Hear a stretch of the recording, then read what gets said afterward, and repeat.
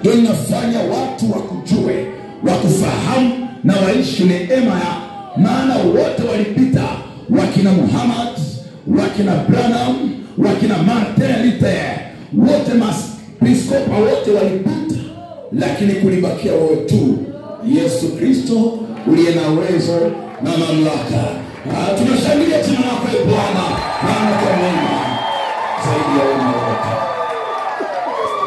Utakubali neno lako lizae matunda kwenye mchana wa leo, na kila aliye hapa msikie.